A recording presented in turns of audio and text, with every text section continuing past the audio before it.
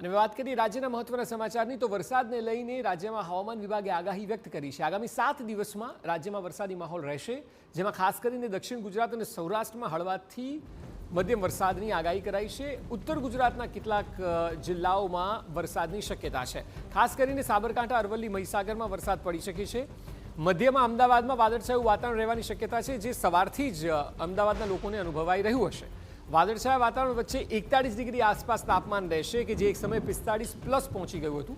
હવામાન વિભાગની આગાહી મુજબ હવે ગુજરાત રાજ્યમાં આગામી 7 દિવસ એવા હશે, એટલે કે રવિવારથી લઈને આવતા રવિવાર સુધી, કે જ્યાં વિવિધ વિસ્તારોમાં હળવાથી મધ્યમ વરસાદી ઝાપટા આપ જોશો। હાલમાં ચોમાસું મધ્ય ભારત તરફ આગળ વધી રહ્યું છે અને આગામી 2 થી 3 દિવસમાં તે દક્ષિણ છત્તીસગઢ અને ઓડિશાના વધુ ભાગોમાં પહોંચશે તેવી સાનુકૂળ સ્થિતિ સર્જાઈ છે। ગુજરાતમાં હાલમાં નીચલા સ્તરે નૈઋત્યના પવનો ફૂંકાઈ રહ્યા છે।